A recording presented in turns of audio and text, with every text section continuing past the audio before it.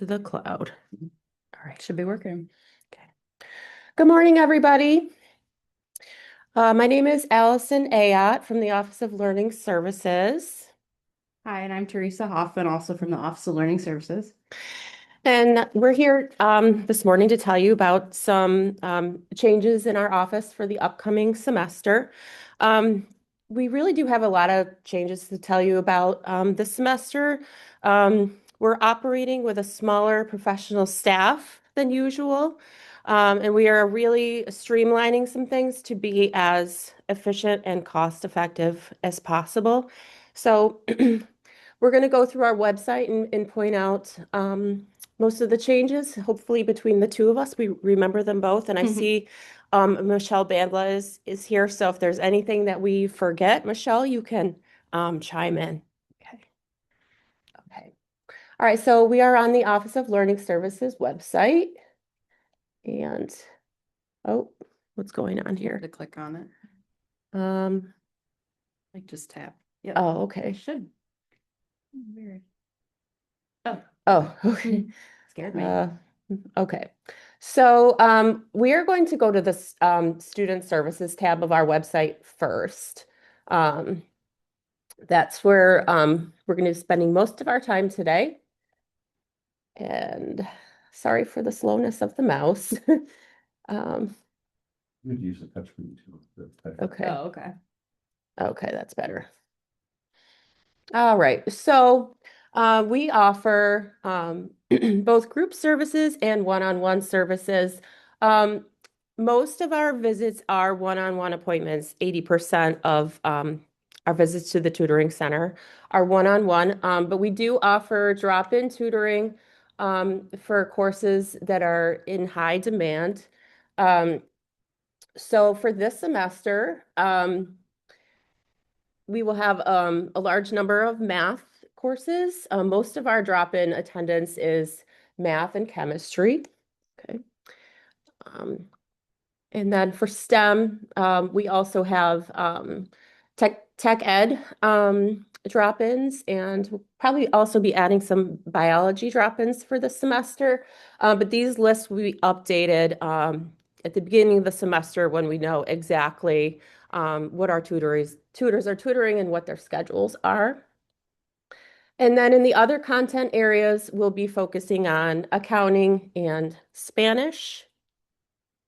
And then, of course, we have writing drop-ins also. Okay. We have been expanding the number of review sessions that we've been offering during the semester. Um, so for again, courses that get a lot of attendance at the tutoring center, we've started to add review sessions throughout the semester for courses like accounting, Spanish, German. This semester, I'm hoping to add French, and then Theresa can talk about some of the other subject areas that we have review sessions for. Yeah, we mostly have a lot of our review sessions for math classes, 100 and 200 levels. And soon we'll be dipping our toe into biology, like Allison said. Okay. All right. And, once we find out, the professor's exam schedules, we'll be adding those to the website throughout the semester. And we also do a number of final exam review sessions as well. And once in a while, we'll get a tutor or a professor who asks, hey, can you do a review session for this exam I have coming up? And we are happy to add those if we have a tutor that is able to do it.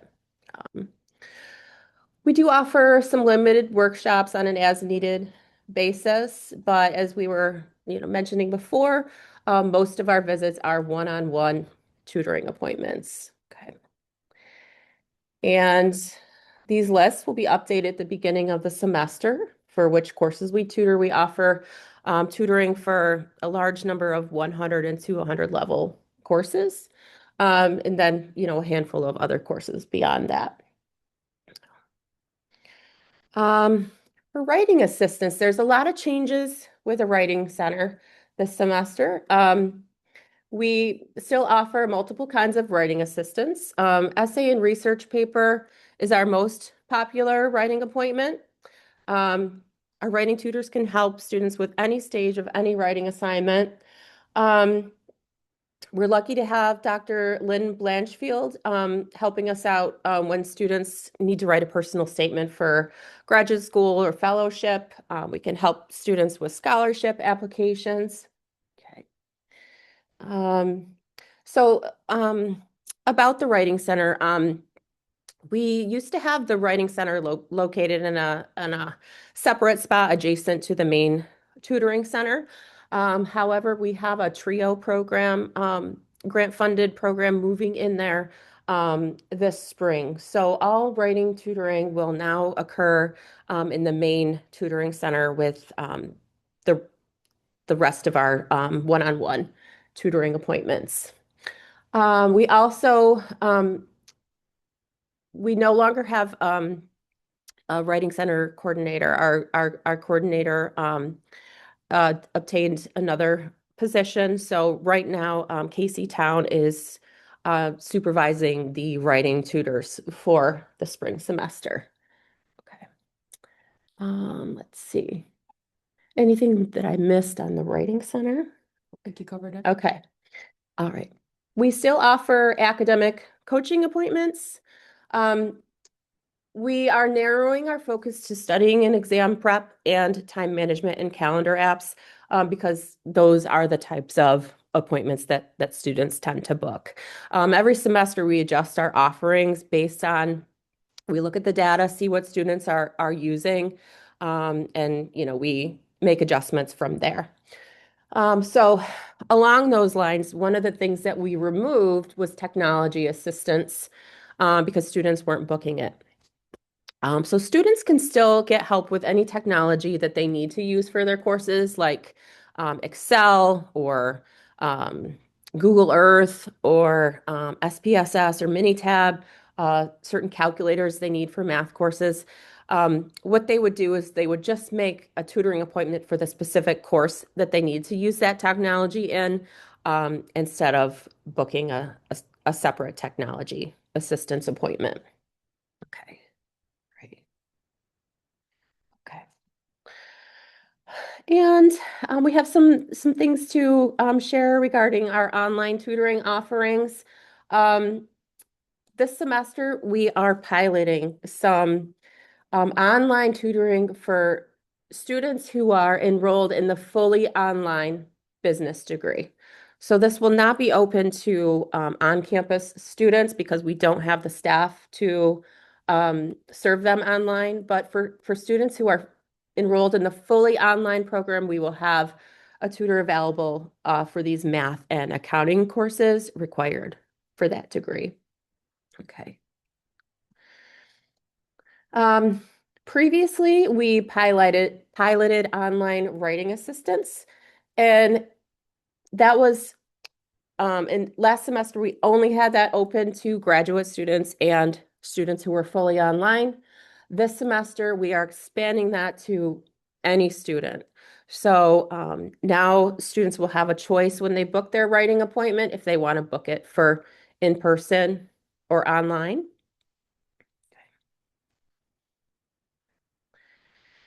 Um, and then we still have access to Thinking Storm online tutoring for between semesters. So if students are taking summer or winter courses, like right now, they can use Thinking Storm for help. They can also access this in the middle of the night when the tutoring center is not open. Okay. Okay, and now we're going to move into the faculty and staff services, and Theresa is going to give you some updates. Hi again. My name is Theresa Hoffman. In case you joined after I introduced myself, I am the embedded tutoring coordinator. So speaking for myself, I had a bit of a change coming into this semester. So going forward, I will be overseeing all embedded tutoring placements. In the past, I was only overseeing the math embedded tutoring placements, and I'll get into that a little bit more in a second, but so specifically, if you've asked for an embedded tutoring placement for a STEM course, You might have worked with Amy Welsh, and she is actually on maternity leave this semester. So we're excited to have her back in May, but she's out for this semester. And then you also might have worked with Allison if you had requested a content tutoring embedded placement. But like I said, going forward, I will kind of just be the one person overseeing all of the embedded placements. And there are some reasons for that. So one big reason, you may have heard mumblings on campus about the Title III grant being canceled, unfortunately, which is true. But luckily, we were able to secure a SUNY grant very quickly in the beginning of last fall. So we're able to continue our embedded tutoring program into this semester for the academic year. And that's great, which is awesome, but we will be cutting back on our scaling a little bit. So for Title III, we had different requirements of the grant, but now that we don't have as rigid of a grant, we also don't have the same amount of funding that we had before. So we will be scaling back in terms of our placements a little bit. But if you were ever interested in possibly pursuing the idea of an embedded tutor, on our website, you can find some more information about that. So here, we talk a little bit about what embedded tutoring is, but in the really, really quick recap of that, an embedded tutor, if you don't know, is a tutor who is assigned to a particular section of a course. And so they attend the class every time that it meets, and they're able to take notes, work with students, things like that, and then offer out-of-class services like drop-ins, review sessions, and one-on-one tutoring appointments for those students. So that's just the gist of what an embedded tutor is. And because we're not operating on the same scale that we did before, we do have a few different things that we look for in an ideal embedded placement. The main ones being that it would be a high due rate course. Oop, I went a little too low there. A high DEW rate course. So if there's a higher failure rate, that's a course that we would look into embedding. We also look at the overall demand of the center, like what types of courses that our students are seeking out and coming in for. And then finally, we have professor requests as well. So if you want to get your name out there and have you on our radar about embedded tutoring, here in this little blurb here, at the very bottom, we have a request an embedded tutor, and that's a really good way to get our attention. Of course, you could email us and we would get your message, but if you want to make sure we get an alert for it, there's that Google form right there where you could tell us a little bit about the class that you were interested in embedding in. I believe that's my spiel. Okay. Anything you think we could add? We do have an optional syllabus statement here if you would like to put OLS services on your syllabus or make it kind of incentivize students to visit the tutoring center as part of your class. We are happy to work with faculty and staff in any way that we can to get students here to the tutoring center early in their college career so we can help them be as successful as possible. Okay. So does anybody have any questions that we can answer? So Pat says, when can students begin to request a tutor for their spring 26 classes? Okay. So for the first week, the tutoring center will not be open for tutoring. We will begin tutoring on February 2nd. So that's Monday, February 2nd. But students can come in during the first week of classes and talk to us about getting appointments set up. We will see our tutors the Monday night and Tuesday night that classes begin, and we will start collecting their schedules at that time. And, like midweek, we'll start entering their schedules into our system. So by the end of the week, students should be able to start booking appointments for the following week, beginning on February 2nd. Okay. Is there anything above that? Will OLS offer one-on-one or in-person tutoring for summer 26 courses? No, we will not. We do not have the peer tutors on staff over the summer. We do have Thinking Storm though. Yes. And that's available 24/7, Yeah. 365. Yeah. Okay. Let's see if we missed That one's for you. one. Okay. Michael, I saw your earlier question. To request an embedded tutor, do we have an intended tutor in mind? So that's up to you. So basically the way that I do embedded placements is I tend to honor the professor requests first. So if there was a particular tutor you really enjoyed working with in the past, or if there's a former student that you had that works for us, or even if they don't work for us, that's something we could definitely keep in mind. Like sometimes if they're on staff, it's definitely easier because I could just, reserve the placement for them. Because I do like to take the professor's preference into account first, because I want you to have a good experience with your embedded placement. But if they don't work for us, what we can do is then try to recruit them. So if you share a name with us of someone you want to work with, then I can reach out to them and say, hey, you should apply on Handshake. And try to encourage them to apply that way. It definitely helps to have a professor in your corner as the tutor.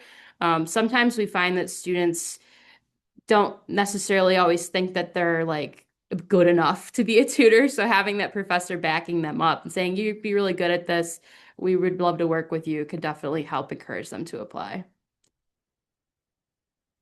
Might be almost at time. But Theresa, you will also help them find a tutor if they don't have somebody in mind already.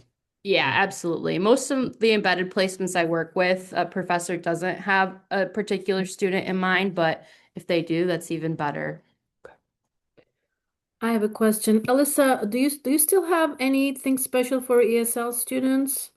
You used to have the reading tutor. People were not booking the college level reading court academic coaching reading, which is why we took that off our schedule. But we can on an as needed basis still offer E&L tutoring, if there's a student who needs help improving their academic English skills. We didn't have anyone that wanted to take advantage of that service in the fall. But if there is someone that wants to schedule that for the spring, we still do have a person that we can schedule that with on an as needed basis. So what they would do is they would come and talk to me, and I would help get that arranged for them. Okay, thank you. You're welcome. Okay. I think that was all the questions. Any last minute questions? I did remember one more detail. I'm not sure if we mentioned this or not, but I did mention that Casey Town will be overseeing writing tutors this semester. For those that may not know, Casey is the Associate Director of the Office of Learning Services. And in our STEM coordinator's absence, Casey is also helping to supervise the STEM tutors this semester, the ones who are not embedded in classes. So, okay. All right. Thank you so much for coming today. Yeah, thank you for joining us. Please reach out to us if you think of any other questions, ols@oswego.edu.